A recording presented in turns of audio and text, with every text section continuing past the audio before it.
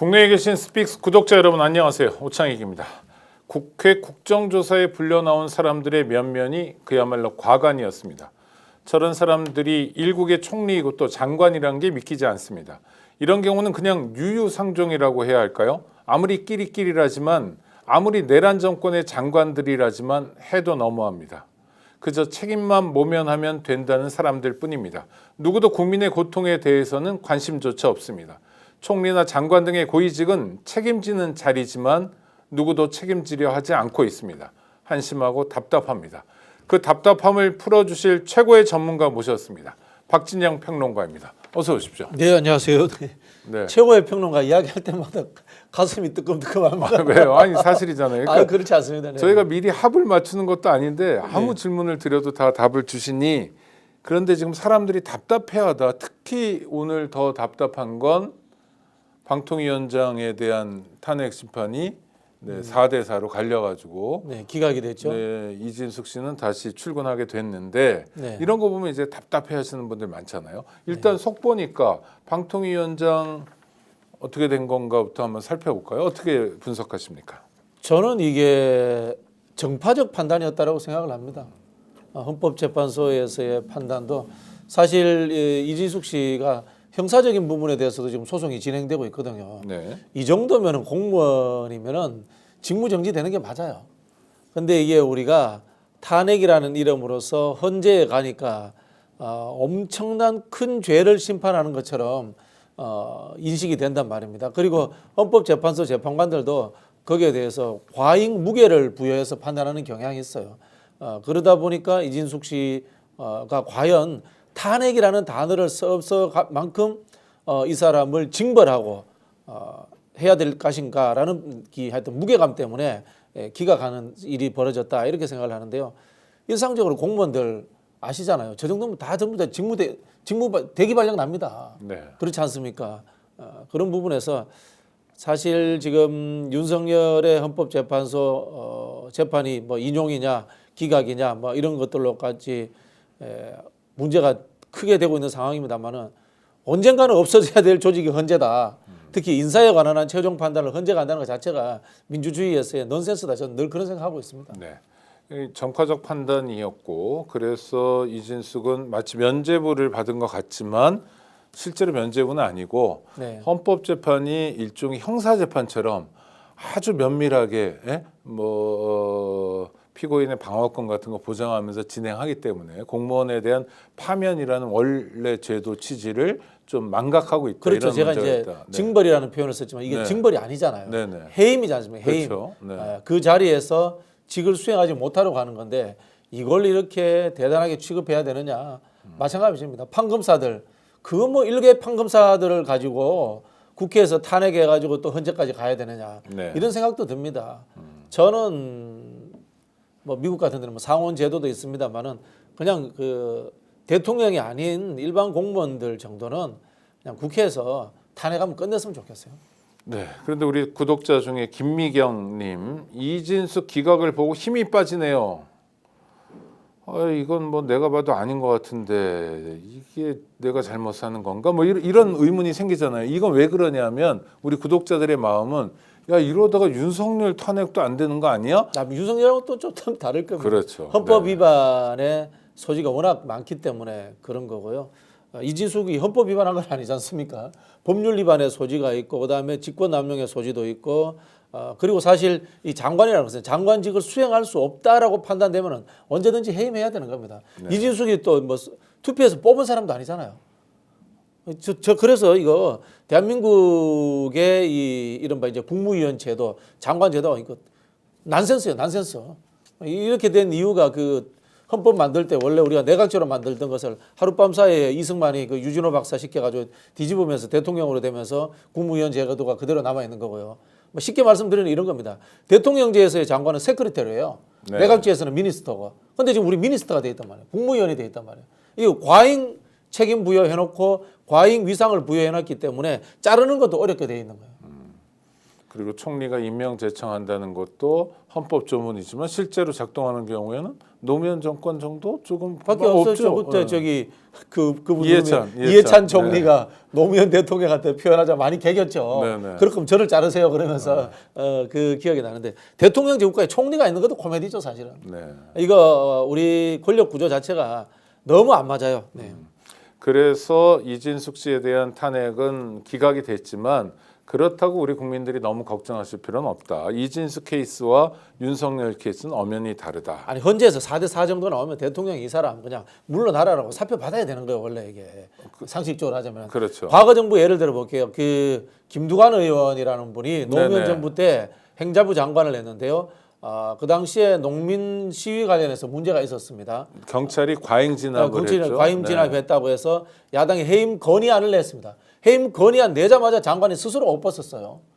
그게 정치적 도의인데 지금 도의, 상식, 염치, 룰 이런 게 완전 땅에 떨어져 가지고 전부 다 헌재 가가지고 법률적 판단 받기 전까지는 난 개길래 이렇게 하는 거죠. 이게 전부 다 윤석열이 만든 이 저기 뭐야 정말 지저분하고 비루한 이 관료 체계예요. 윤석열이 검찰총장 할 때 그런 짓거리 했지 않습니까? 징계위원회 보통 회부되면 부끄러워서 다 바로 사표 내버려요. 끝까지 버텼잖아요. 김두관 장관이 당시에 그만둔 건 네네. 노무현 정부에 부담 주고 싶지 그렇죠. 않다. 네네. 그리고 그때 전영철 홍덕표 농민 사망 사건인데 그렇죠. 그분들에 대한 안타까운 마음도 표현하고 네네. 네. 국회와 대통령의 갈등 상황을 만들지 않겠다라는 의미에서 했는데 지금은 뭐 장관들이 대통령과 국회의 갈등 상황을 일부러 만들고 대통령은 그걸 즐겼고 이게 윤석열 정부예요. 그래 대통령 할 자질, 장관 할 자질 그런 인품 수준이 안 되는 사람들만 뽑아다가 대통령 되고 장관 다니까 나라가 이 모양이 된 겁니다. 고르고 골라서 그런 사람들만요. 네네. 그럼 노무현 정권은 그래도 책임지려는 사람들로 내각 구성도 하고 그랬다고 평가할 수 있네요. 아 그렇죠. 네. 그 이해찬 총리 기억나시죠? 네. 골프 쳤다고 그만뒀잖아요. 네. 예. 그런 거하고 한번 비교해 보세요. 3.1절 날 골프 쳤다가 그만두고 뭐 이런 사람들인데 지금의 사람들은 고소 고발되고 법률적인 문제가 돼도 사표를 안 내요. 최소한의 염치도 없는 노무현 사람들. 정권 때 노무현 대통령과 그다음에 장관들에 대한 엄격한 잣대를 지금 들이대면 한 명도 남아 한 명도 남을 사람, 한 명도 남을 사람. 한 명도 슬프지만 현실입니다. 그리고 이진숙 방통위원장 탄핵 관련해서 너무 걱정하실 필요는 없다라는 말씀 드리고요. 자, 우리가 보고도 못 믿는 장면, 국회 군인들이 들이닥친 장면도 사실인데 우리가 다 봤는데도 지금도 의아한 정말 믿기지 않는 장면이고 그걸 불법 계엄이 아니라고 우기는 자들이 국회의원 노릇을 하고 있는 나라입니다. 그렇죠. 이게 상식이 통하는 이야기입니까? 그다음에 법원에 가서 난동을 부리는 네네. 폭동을 일으키는 장면도 정말 이게 보고도 안 믿기는데 누구도 예상하지 못한 이런 일들이 반복되고 있습니다. 그 윤석열 때문에 일어난 일이라고 윤석열, 봐요. 저는 네. 전부 다 모든 게 윤석열이 상식을 다 파괴해 버리니까 이런 일들이 벌어졌다라고 봐야 되고요. 여러분 국회에서 난동 부리는 것도 문제가 되지만은 법원에서 난동 부리는 건 더 큰 문제가 됩니다. 어차피 우리가 이제 국회에서 난동 부리는 거 한번 본 적이 있습니다. 트럼프. 네네. 트럼프 지지자들이 국회에 들어가서 기물파손하고 난동을 피웠는데요. 이것도 그 당시에 내란 혐의까지도 있었습니다. 그렇죠. 징역 22년 선고받고 그랬죠. 네. 그런데 한편으로 보면요, 국회라고 하는 것은 대의기관이기 때문에 갈등이 생길 수도 있습니다. 그걸 이제 극단적인 폭력을 통해서 상대를 제압하려고 했기 때문에 내란인데 법원이라는 것은 법리에 의해 가지고 최종적 판단을 하는 것이에요. 네. 그런 곳에서 난동을 피웠다라는 것은 역사상 최초에 있는 일이고 민주공화적 질서를 완벽하게 부정하는 겁니다. 우리 보통 이제 한국의 이 정체를 설명할 때 이런 이야기를 해요. 민주주의와 공화주의가 결합됐는데 이거 사실 이것도 맞지도 않는 거예요. 어떻게 보면. 근데 법원이 공화적 역할을 합니다. 네. 공공선을 추구하는 법률의 기준에서. 즉 법원은 투표라든가 다수결의 원칙에 의해서 판단하는 것이 아니라 합의된 법률의 기초에서 공공선을 추구하는 기관이다. 이렇게 해서 공화적 질서를 유지하는 곳이다. 이렇게 이야기합니다. 그래서 법원을 신성시하기도 하고 저는 별로 신성시하지 않습니다만은 그다음에 법원 판결을 존중한다라는 그래서 이야기하고. 판사들 들어오면 우리가 일어나서 예의도 그렇죠. 갖춰주잖아요. 그렇죠. 네. 그렇게 하는 것인데 거기까지 가서 난동을 부렸다는 것은 국가 정체성을 훼손하겠다는 뜻입니다. 우리 이제 대한민국은 민주공화국이다 이렇게 하는데요. 실제로 이걸 설명을 하자면 이럽니다. 민주적인 공화정이다라는 뜻입니다.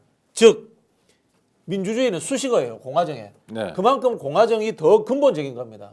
이 법원에 침입한 것은 그 공화정을 훼손한 거기 때문에 정말 엄벌에 처해야 됩니다. 우리 구독자 중에 1922문님, 고통스럽고 힘든 시간이지만 이번 기회에 새로운 대한민국을 만들어야 합니다. 우리 지치지 말고 포기하지 맙시다. 우리 박진영 평론가의 마음이죠.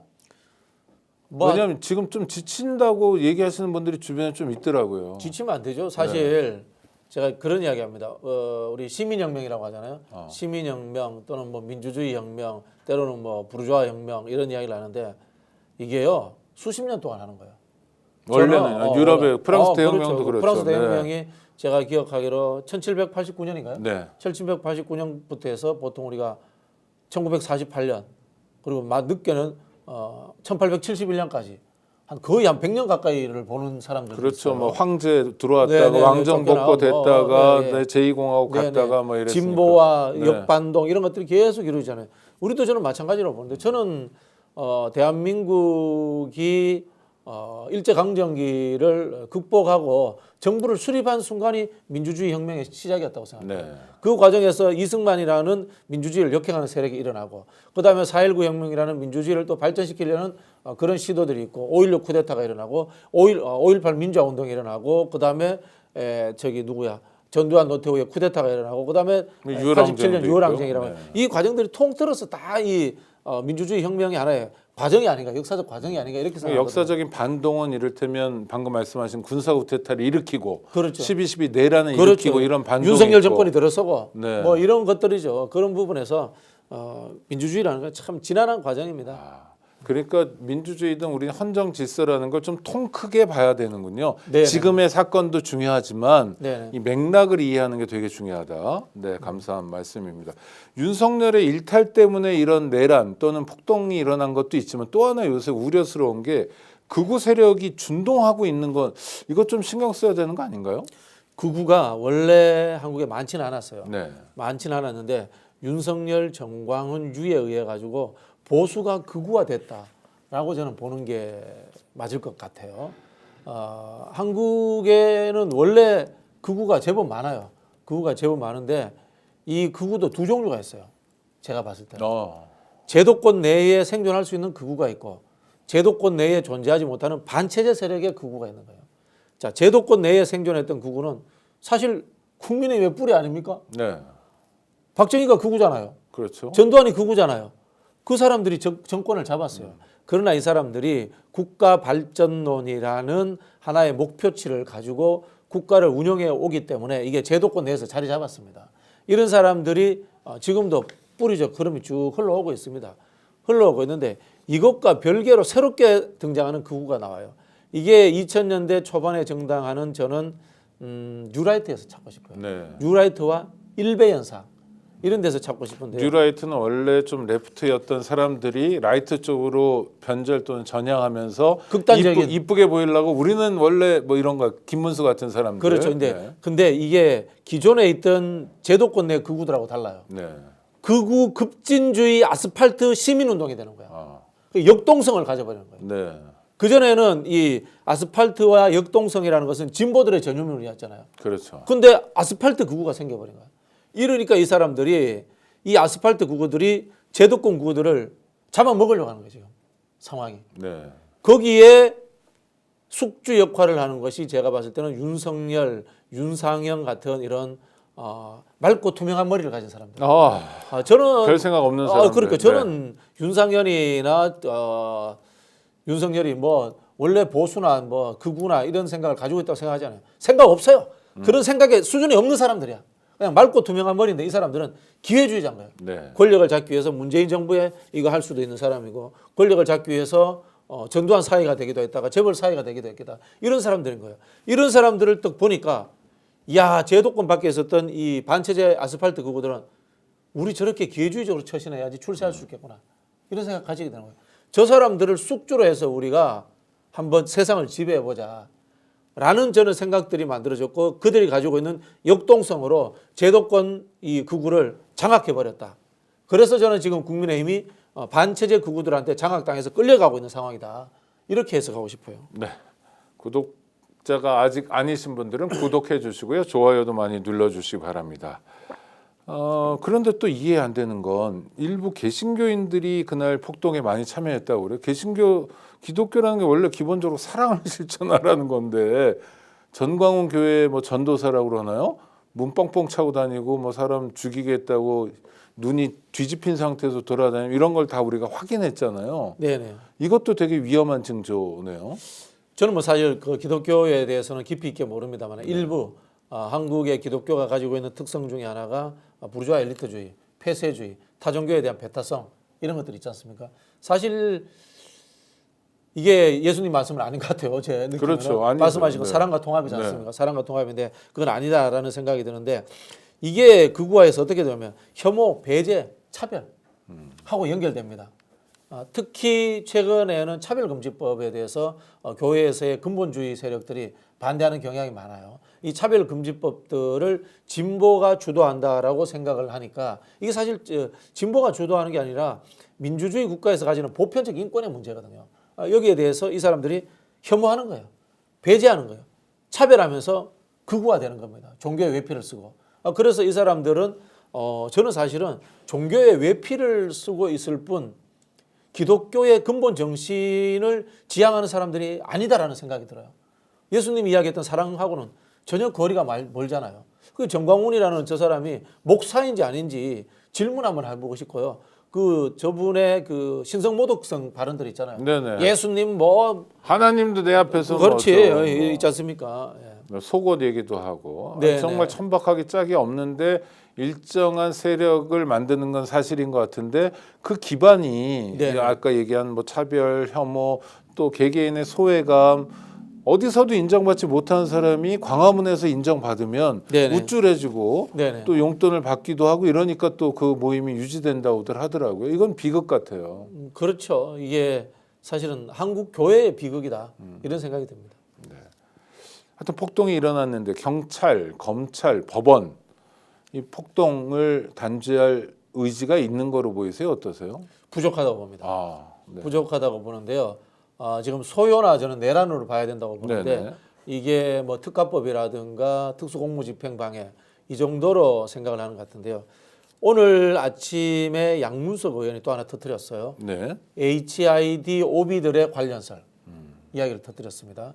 그리고 현장에서 명령이 안 내려왔다 뭐 이런 이야기를 하는 이야기들이 나와요. 보면은 유튜브로 막 생중계가 그렇죠. 되고 생중계가 어수선한 상황이니까 되는데 명령을 내린 사람이 있다는 뜻 네네. 아닙니까? 명령을 내린다는 것은 조직이 있고 지휘 체제가 있다는 뜻입니다. 자, 이거 뭘로 갑니까? 범죄 조직으로 갑니다. 조폭들 그렇죠. 징벌할 때 쓰는 범죄 조직으로 범죄단체 구성죄라는 게 그렇죠. 있습니다. 범죄단체 구성죄가 네. 있습니다. 더 극단적으로 하면은 반국가단체 구성으로 갈 수도 있습니다. 그렇죠. 국가보안법상 네, 한번 국가 안보를 흔드는 거니까요. 조직이 있고 이념이 있습니다. 이 사람들 지휘부가 있습니다. 목표가 있습니다.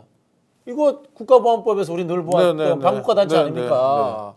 제가 봤을 때는 그렇게 다스려야 되고 그러고 아까 제가 말씀드린 것처럼 국회보다도 대한민국의 정체성에 더 뭐라 그럽니까 핵심이라고 할 수 있는 법원을 침탈했다. 국가를 무너뜨리려고 했다. 국가를 무너뜨리려고 하는 자기들만의 목표와 강령과 조직과 명령 체계를 가진 조직. 이거 반국가 단체 아닌가요? 좀 반국가 단체에 한번 적용해 볼 필요가 있다. 이런 생각이 듭니다. 이게 심각한 게 네네. 우리가 삼권 분립 얘기를 하는데 네네. 12월 달에는 국회를 터는 걸 봤고요. 네네. 1월 달에는 법원을 터는 걸 봤어요. 그것도 뭐 논리적으로 뭐 접근하는 게 아니라 그냥 물리력으로 총칼 들고 뭐 쇠파이프 들고 법원과 국회의원 끌어내고 하나는 영장판사 잡으러 가자 이거 아닙니까? 네. 이건 정말 심각한 상황. 심각한 상황이죠. 특히 제가 주목하는 게 정광훈 목사가 자유통일당이라는 당적 조직을 가지고 있습니다. 네네. 정당은 자신의 권력적 목표와 직구 목표를 표방하는 강령이라는 거 있습니다. 이른바 이제 파티 플랫폼 또는 파티 매니페스토라고 이야기하는데 그게 정당의 목적이고요. 과거에 우리가 군사 독재 정권 시절에 간첩단 사건 조작할 때마다 강령이 있잖아. 네네네. 쟤들은 대한민국을 적화시키려고 하는 목표가 있는 거야. 쟤들은 대한민국을 북한에다가 갖다 바치려고 있는 목표가 있는 거야. 이렇게 이야기했거든요. 한번 지금 제대로 한번 들여다봐야 됩니다. 네. 제대로 들여다보는 방법은 국가를 지켜야 될 책무를 갖고 있는 수사기관이 열심히 수사하고 또 법원에서도 적극적으로 수사 결과에 대해 살펴보는 거라고 보고요. 자, 윤석열이 헌법재판에 나오기 시작했습니다. 일단 이건 어떤 의미일까요? 뭘 하고 싶은 거잖아요, 윤석열 아니, 입장에서. 저희가 이제 농담 비슷하니까 네. 이게 심심해서 나왔다. 뭐 그러니까 구치소에 있기 답답하니까. 네, 말하고 싶어서 나왔다.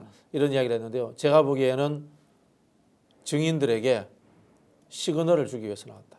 가이드라인을 주고 지지율이 지금 이만큼 오르고 있으니 나를 믿고 거짓말해 라는 그런 저는 이른바 눈짓을 주기 위해서 나왔다라고 종합적으로 해석합니다. 네.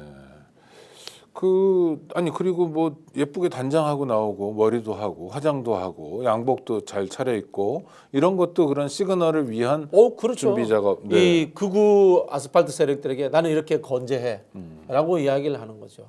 그 원래 화장의 역사 아세요? 화장의 역사가 이 제사장들이 하는 거예요. 네. 제사장들이 제사장이 하는 사실 왕 같은 권력의 존재. 상징이지 네, 않습니까? 카리스마의 상징이고 조선시대 왕들이 화장을 했어요. 네. 예, 그 똑같은 행태입니다. 네. 그러면 윤석열이 그렇게 하는 건 살기 위한 노력일 텐데 네네. 결국 통할까요? 중요한 문제는 이미 통하고 있잖아요. 어. 극우들이 헌법 위반에 해당되는 법원을 침탈하고요. 여론조사에서 김문수가 1등으로 올라가고 국민의힘 지지율이 막 상승하고 이런 상황들이 나타나고 있지 않습니까? 윤석열은 이미 그 부분에 대해서 고무되어 있는 거예요. 네. 물론 두 가지 측면에서는 분리가 됩니다. 헌법재판소에서의 본인의 탄핵이 인용되느냐 기각되느냐 문제에서는 이런 극단적 행동들을 통해서 인용될 가능성은 더 높아졌다고 봅니다. 네. 왜냐하면 윤석열 자체가 법치를 거부하고 있잖아요. 법에 저항하고 있잖아요. 공수처는 법을 지키지 않고 있다라고 덤비고 있고 법안의 영장에도 거부하고 있고 이렇기 때문에 이 사람은 헌재에서 본인의 탄핵이 인용되는 것은 확률이 높아졌습니다. 그러나 반대로 국민의힘의 집권 가능성도 높아졌다고 생각하는 거예요. 국민의힘이 집권하면은 내가 그들을 위해서 보수를 결집시켜줬고 내가 이만큼 극단적인 세력들을 데리고 있으니까 나를 사면시켜줄 수밖에 없을 거야 라는 생각들을 지금 하는 거죠. 트럼프가 그 징역 22년형 선고받은 폭도들을 사면했듯이 네네. 나도 사면할 거다. 네. 지켜봐야 되고 또 당장의 탄핵 국면만이 아니라 그 다음에 오게 될 대선 국면도 매우 중요한데 또 걱정하시는 분들은 지금 지지율이 그냥 묘하게 나오는데 이게 정상적인 상황인가 아니면 뭐 보수가 과표집된 건가 문항의 문제인가 뭐 이런 여러 가지 걱정들이 있어요. 일단 문항 설계가 장난질을 시작했죠. 처음에는 네. 첫 질문이 윤석열을 지지합니까 아닙니까? 라는 그 여론조사 회사의 질문에서부터 시작됐고요.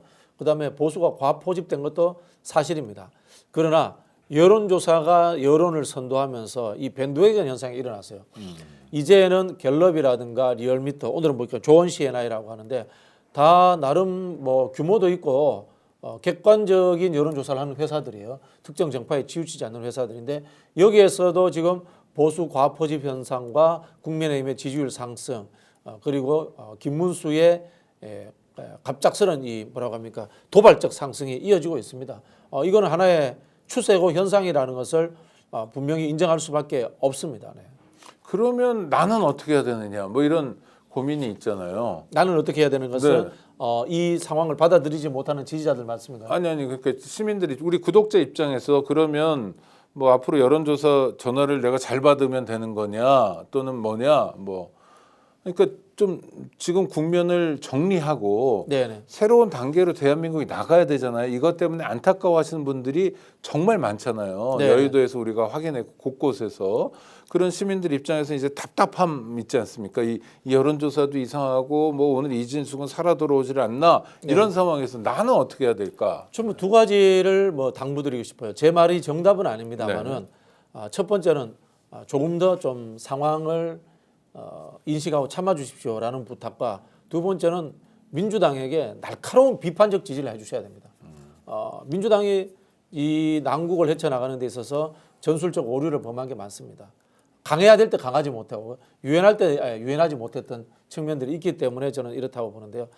자, 지금 우리 시민들이 여론조사 응답률이 떨어집니다. 진보라고 하는 분들이 여론조사 응답률이 떨어지는 이유는 간단합니다. 속전속결로서 윤석열 체포가 이루어지지 않고 윤석열의 탄핵 인용이 이루어지지 않는 답답함, 그리고 최상목이라는 사람이 침대 축구를 하면서 내란 특검이 왜 통과되지 않는가라는 답답함, 즉 성과를 보여주지 못하는 거예요. 네. 여기에 대해서 내가 이토록 열심히 했는데 왜 당장의 결론을 맺지 못해? 라는 이 답답함 때문에 여론조사에 응답하지 않거나 또는 나는 진보가 아니야, 나 중도로 빠져버릴래, 이렇게 생각하는 경향들이 존재합니다. 이 부분들에 대해서는 앞서 제가 말씀드린 것처럼 민주주의라는 것이 굉장히 지난한 과정 속에서 이루어지는 거기 때문에 우리가 수십 년을 버텨왔지 않습니까? 네. 또 윤석열 정부 2년 반을 버텨왔지 않습니까? 그러면은 한두 달 정도 조금만 더 참아주십사 하는 부탁을 제가 좀 드리고 싶습니다. 실제로 야당과 민주당이 집행권이 없잖아요. 네. 집행권이 없는 상황에서 이걸 윤석열 빨리 체포 못한 거 어떡합니까? 그죠?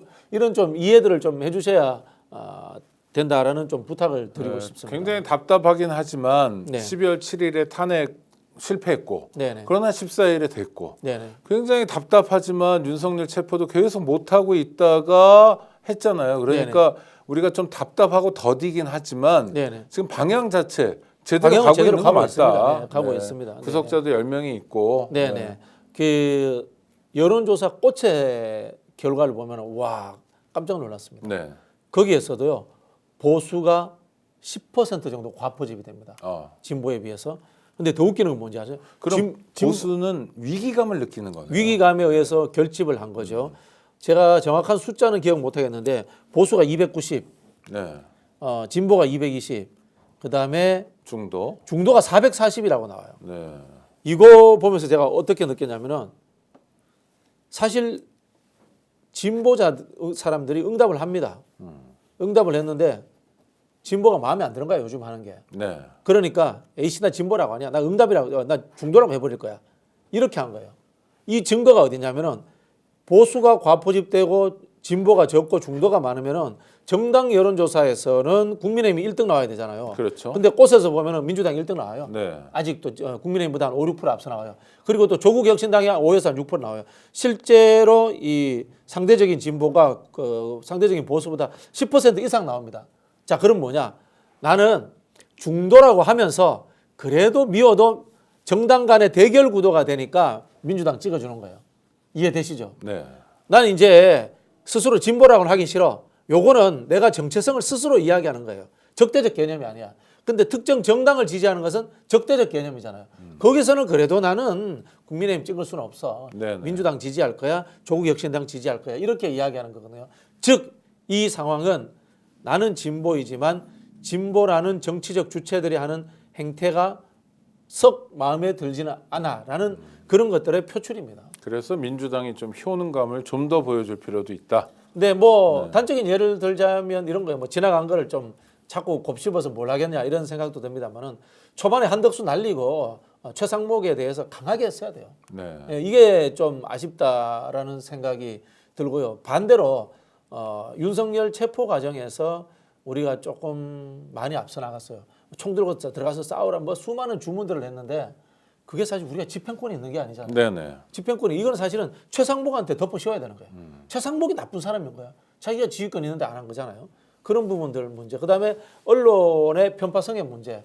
이런 것들을 제대로 제기하지 못한 거예요. 저는 그래서 그 민주당의 문제의식은 인정합니다만은 이 이른바 이 민주파출소에서 하는 카톡 신고. 네. 그거 홍보는 굉장히 잘못했어요. 국민의힘이 전국적으로 붙인 플랜카드, 민주당이 당신의 카톡 이재명이 당신의 카톡을 본답니다. 이런 거. 그거 대응 플랜카드 걸어야죠. 네. 그렇게 하려면 거기서 멈춰버렸잖아. 우리 방송 토론하는 사람들의 스킬 중에 하나가요.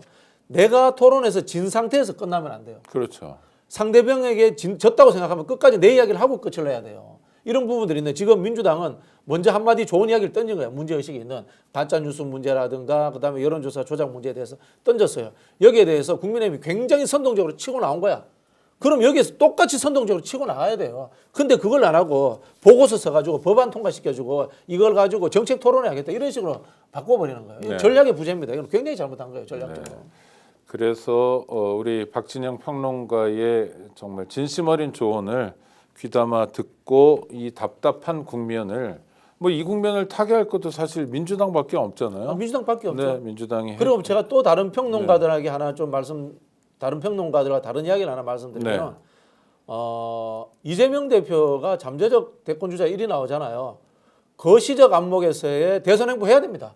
저는 그렇다고 봅니다. 이미 국민들의 마음속은 한 발 더 앞서가 있습니다. 네. 한 발 더 앞서가 있는데 그 가짠치도 하는 중도 언론, 진보적인 척하는 싸구려 언론들이 지금 이재명이 내란을 완벽하게 종식시키지도 않고 탄핵이 인용되지도 않았는데 대선 행보를 한다라는 이야기를 하는데 그거 맞지 않습니다. 국민들은 늘 한 발짝 앞을 봅니다. 그러면 그 야권의 잠재적 지도자들은 그렇게 움직여야 됩니다.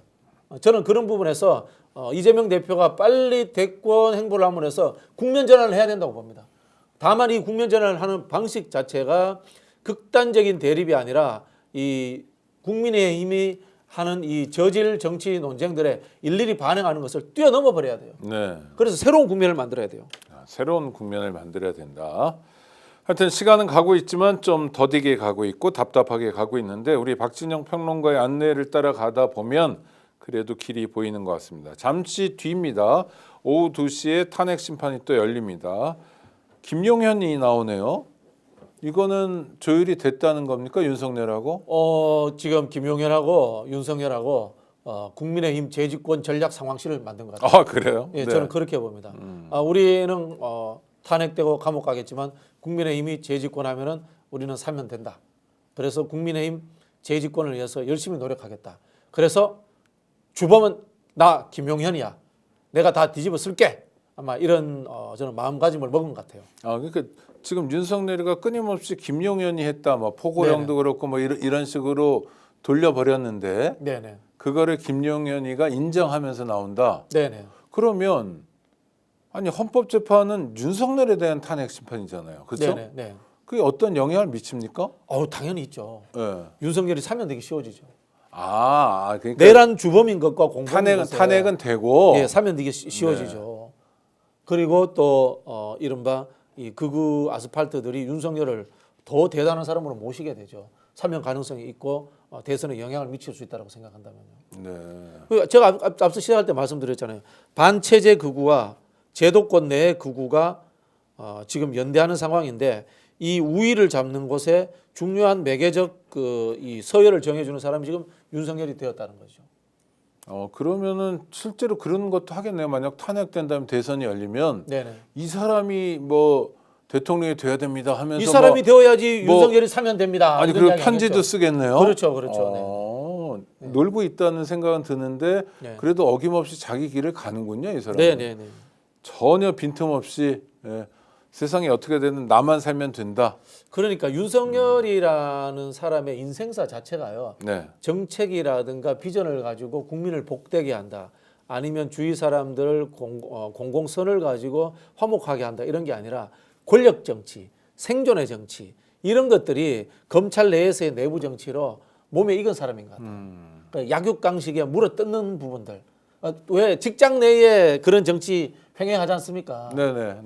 위에는 막 비굴하고 그렇죠. 뭐 간이고 쓸개고 다 내줄 그렇죠, 것처럼 그렇죠. 하고 아래 사람 짓밟고 경쟁자 물어뜯고 투사하고 뭐 이런 거 자기한테 있지 않습니까? 도움이 되면 딱 네네, 주세우고 네네. 도움 안 되면 무조건 없애버리고 네네네. 가장 야비한 스타일의 예, 인간. 국가의 비전이라든가 공공선이 배제된 마키아벨리. 네. 딱 그 부분에 숙달된 조교 같은 느낌이 들어요. 네. 그런 거를 변호인을 통해서 아마 의견을 주고받고 이럴 텐데 사실 공범관계에 있는 범죄자들끼리 소통하는 거 허용하면 안 되는 거 아닌가 싶기도 합니다.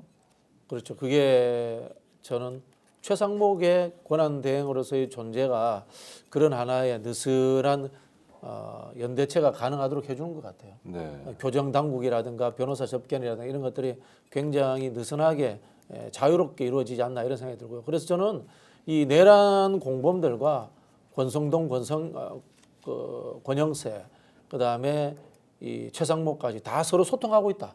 그렇게 의심합니다. 저는. 네. 그 고리를 끊는 방법은 뭐 탄핵 심판밖에 없을 텐데요. 하여튼 시간을 좀 보도록 하고요.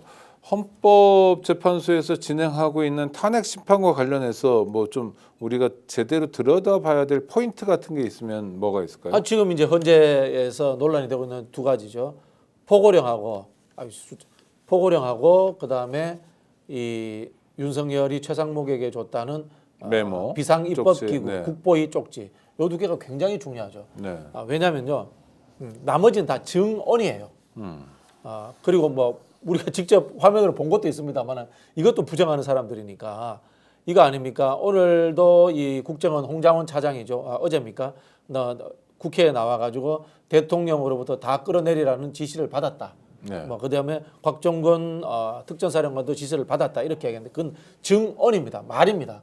근데 윤석열은 나는 그런 말 한 적이 없다라고 지금 부정을 하는 거예요. 그러니까 말과 말이 다투는 그렇죠. 상황이 말과 됐다. 말이 다투는 상황일 네. 때는 제일 중요한 게 뭡니까? 녹취가 있거나 그럼 좋죠. 근데 녹취가 없으면 어떻게 됩니까? 활자화된 것이 굉장히 중요합니다. 네. 활자화된 것이 굉장히 증거로서의 이 가치가 높잖아요.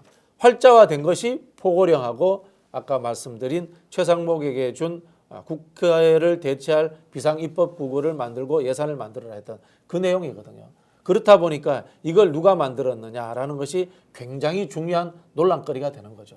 그 문건은 이미 공개되지 않았습니까? 공개됐죠. 그렇죠? 네네. 그러니까 문건은 존재하는 거다. 네네. 그런데 윤석열과 김용현의 소위 수작은 내가 아니라 네가 한 거로 해. 김용현이가 한 걸로 하자. 네. 네네 그런 거죠. 근데 그게 유지될 수 있을까요? 그게 자기들의 희망 사항인데 네네. 희망 사항대로 갈까요? 그러지는 않을 것 같은데요. 바보들도 아니고.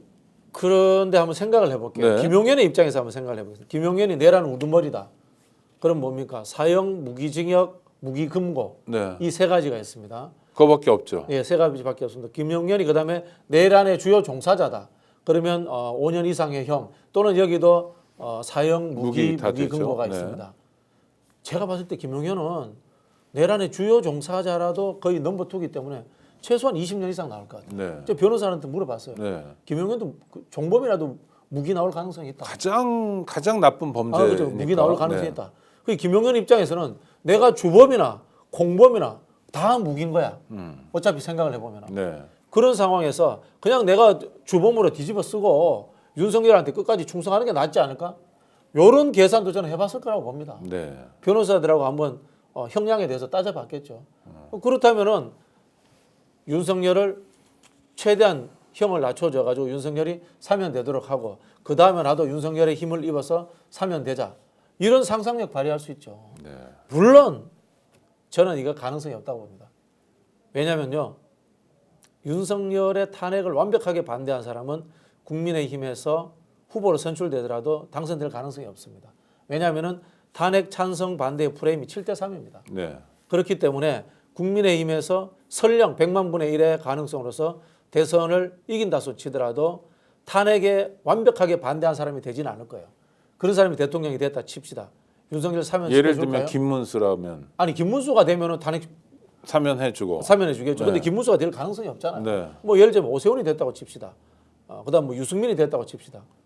윤석열 사면 시켜줄 거예요. 저는 안 시켜준다고 봅니다. 윤석열의 정치적 부담이나 위험을 껴안으려고 하지 아유, 않을 아무도 거다. 안 하죠. 아무도 안 하죠. 아니 이 사람들은 그냥 자기 이익만 있는 사람들이니까. 당연하죠. 네. 노태우는 친구한테 대통령 자리 물려받았는데도 백담사로 보내버렸는데요. 네, 어디 그게 권력인데. 외국으로 내쫓든지. 네, 네. 이 극우들의 수괴가 된 윤석열을 왜 사면시켜줍니까? 절대 사면시켜주지 않습니다. 그리고 민주당이 그냥 있겠어요?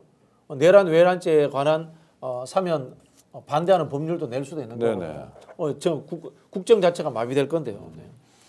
그러니까 일종의 이 점잖은 단어는 아닙니다만 발악하고 있다고 보면 되겠네요. 그렇죠. 윤석열이 네, 발악하고 네. 있고 김용현도 발악하고 있고 범죄자들이 보통 스타일이 그러니까 정말 반성하고 죄송합니다 고개 숙이고 선처를 바라는 스타일도 있는데 이 사람들은 고개 뻣뻣이 들면서 발악을 하고 있고. 그러니까 내란 상황이 이어지고 있다고 이야기를 하는 거죠. 네. 그래도 윤석열이 참 전 가관이었던 것 중에 하나가 헌법재판관 앞에서 굉장히 제법 겸손한 척하고 막 일어나가지고 말하려고 그러고 마이크가 안 되네요 이러고. 좀 비루하고 치졸한 인성이 드러난 것이 아닌가. 약자의 강하고 강자의 약한 모습 네. 아니겠습니까? 거기에서는 어쨌든 낮은 자세인 척 해가지고 혹시라도 만에 하나라도 헌재에서 기각이 됐으면 좋겠다라는 그런 이미지를 보여주는 거예요. 정말 비루한 인간이다. 그런 생각이 듭니다. 네. 강자에게 약하고 뭔가 자기에게 영향을 미칠 사람에게는 얼마든지 고개를 숙일 수 있고 헌법재판관의 노동 강도도 걱정하더라고요. 일도 많은데 저까지 뭐 이런 거. 네. 당신이 사고 안 쳤으면 헌재 재판관들이 안 피곤하죠. 그러니까 내란을 안 일으켰으면 되는데도 그럽니다. 하여튼 정말 희한한 종자라는 생각밖에 안 드는데요. 끼리끼리인 것 같은데 이를테면 조태열 또 한덕수 이런 사람들이 어제 국정조사에서 나와서 얘기하는 것들 보면 정말 그것도 좀 가관인 것 같아요. 그러니까 지금 우리 구독자 여러분들이 보시기에는 우리 홍장원 전 국정원 차장 정도만이 그래도 공직자로서 품위가 있고 품격을 지킨 거고 아예 선서도 안 한 이상민부터 해가지고 전 행안부 장관이죠. 이 사람들은 엉터리다. 저는 저 탄핵 사유라고 봐요. 아, 네. 장관이 저 정도 기억이 없으면 저 장관 자리 실행할 수가 없죠.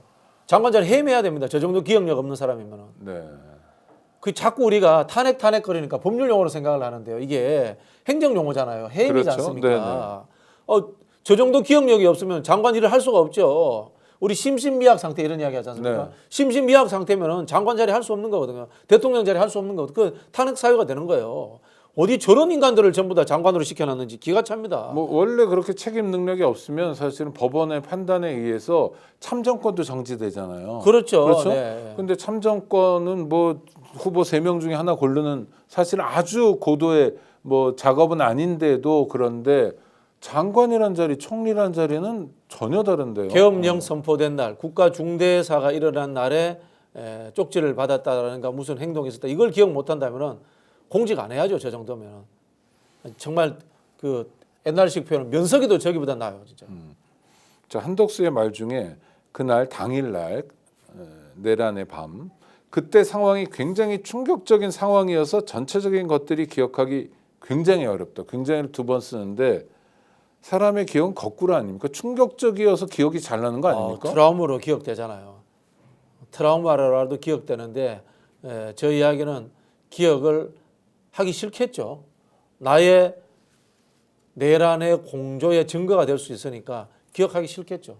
거짓말이라는 거죠. 거짓말이라는 거죠. 네. 정말 기억이 안 난다는 게 아니라 네네네. 자, 구독자 여러분 그렇습니다. 거꾸로 충격적일수록 우리가 강하게 기억하는데 국무총리나 되는 사람이 충격적이어서 기억이 안 난다. 그리고 어디서 저렇게 깜도 안 되고 인성도 안 되고 리더십도 없고 저런 사람들만 골라다가 장관을 시키고 총리를 시켰는지 모르겠어요. 한덕수 씨는요. 노무현 정권 마지막 총리 때도 끝나고 나서 수많은 사람들이 비난했던 사람들이에요. 노무현 대통령 어디서 이상한 그 추천을 받고 저런 사람을 총리 시켰나라고 그런 이야기 나왔던 사람이에요. 그리고 이 사람은 바로 정권 바뀌니까 이명박한테 갔잖아요. 그렇죠? 그렇죠. 뭐 무역협회인가 거기에서 한 자리 했고요. 주미대에서 나왔고. 돈을 쫓아다니는 그런 사람이에요. 저 사람. 김현장에도 있고 이런 사람인데 이런 거는 그러니까 굉장히 공직자로서 모범적인 사람 예전에 그런 뭐 선정비 같은 걸 세웠잖아요. 네. 사또가 와서 잘하면.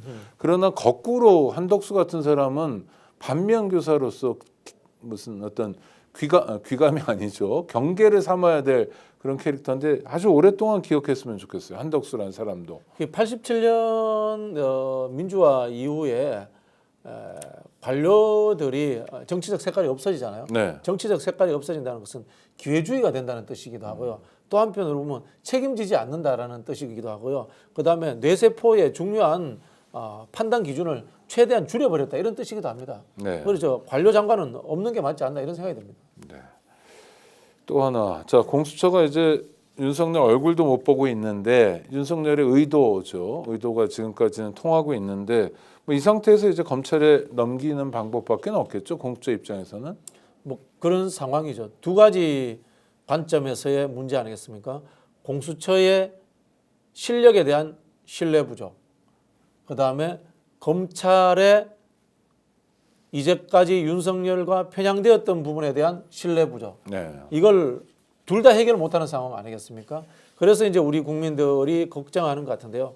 저는요 사실 대선에서 야당이 이기면 모든 게 다 해결된다고 봅니다. 대선에서 이겨낸다. 대선에서 이기면요 특별법 해도 돼요. 공소시효 없는 특별법 해도 되고 네네. 모든 것 다 할 수 있습니다. 그렇기 때문에 제가 앞서 말씀드린 것처럼 야당은 눈치 보지 말고 과감한 대선 행보를 해야 된다.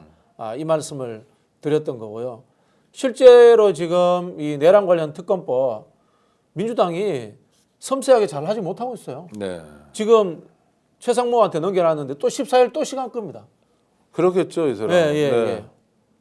그리고 또 제가 안타까운 것들 중에 하나가 국민의힘하고 합의를 볼 거면은 그냥 국민의힘 안을 100%다 들어줘 버리던가.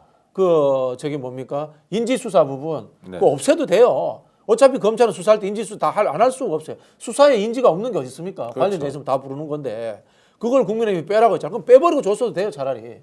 아니면 원한 대로 외항까지 다 집어넣고 그다음에 선전선도까지 다 집어넣어가지고 최대치로 하든가. 네. 이게 뭡니까 이게? 이런 부분들도 답답하고. 맥락을 보면 지금 가장 중요한 거는 윤석열 탄핵 이후에 2달 안에 치러야 될 대선이다. 그렇죠. 그러니까 대선 준비를 착실하게 하는 게 맞다. 네네네. 그럼 대선 준비를 정당에서 진행한다면 네네. 한 표라도 더 벌어오는 일을 반복하는 거 아닙니까? 그렇죠. 네. 네. 그래서 지금 해야 될 일은 이제 투트랙인 거죠. 원내 지도부 같은 경우에는 이 현안이라고 하는 핵심이 내란을 어떻게 이제 종식시키느냐 하는 부분입니다. 이 부분에서 좀 강하고 속도 있게 나갈 필요가 있고, 그다음에 이 당 지도부는 대선 플랜을 준비하면서 좀 더 거시적인 안목으로서 한국호라는 이 전체적인 위기를 어떻게 극복할 것인가. 네. 그리고 윤석열 정부의 10대 실정 이런 거 내놔야 돼요. 벌써 나와야 돼요. 왜? 고쳐야 되니까. 그런 부분들을 가지고 크게 퉁퉁퉁 치고 나가는 그런 모습들을 보여야 됩니다. 네. 이재명 대표가 얼마 전에 은행장 6명을 면담했는데 네네. 국회의원도 몇 명 같이 갔더라고요.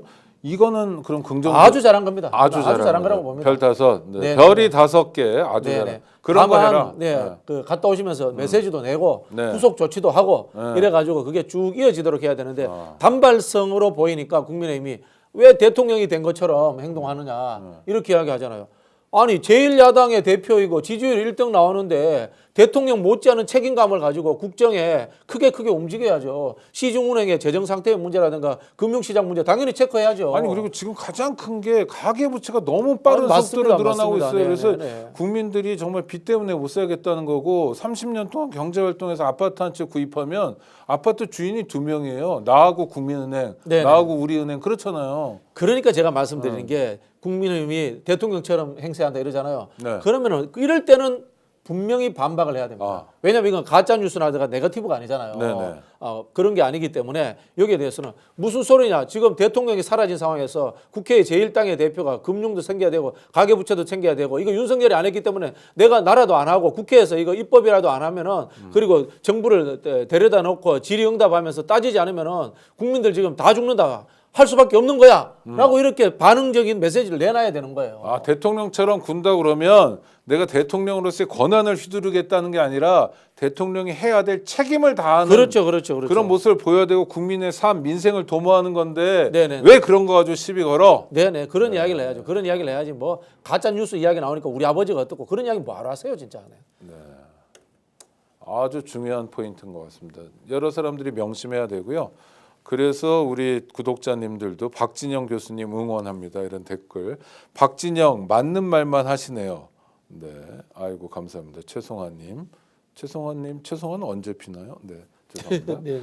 마무리를 해야 되겠습니다. 2시부터 또 헌법재판 탄핵 심판이 진행되는데요. 우리 지켜보고요. 또 여러 유튜브를 통해서 특히 스픽스를 통해서 저희가 보내드리는 것들도 잘 보시고 또 주변에도 알려주시고 구독, 좋아요로 성원해 주시면서 우리가 놓치지 않아야 될 것들 놓치지 않으면 지금 상황이 아주 허망하게 끝나지는 않을 거다. 그래서 너무 걱정하실 필요는 없다는 말씀 드리고요. 우리 박진영 평론가님 내일 다음 주면 이제 설인데 구독자들께 또 설 인사도 한번 해주시죠. 네, 새해 복 많이 받으시고요. 그래도 여러분들 윤석열 없는 설을 맞이했잖아요. 내년 설은 윤석열은 감옥에 있습니다. 내년 설을 또 한번 기대해 보겠습니다. 네, 윤석열 없는 설을 맞아서 소중한 분들께 특별한 선물은 어떠세요? 광화문 살롱에서 전 쿠키 선물 세트를 준비했습니다. 굴비, 애호박, 새우튀김, 마들렌, 표고전, 복주머니 등 귀엽고 깜찍한 데에다 맛과 영양도 뛰어난 쿠키입니다. 전 쿠키 세트 대짜 큰 게 27,000원, 소짜 작은 게 11,900원에 판매 중이고요. 재미있는 포장을 원하신다면 2,000원 추가로 하시면 보자기로 정성스럽게 포장해서 보내드립니다. 선물이 아니라도 개인적으로 쿠키를 좋아하시는 분들 또한 꼭 구매하셔서 한번 드셔보셨으면 좋겠습니다.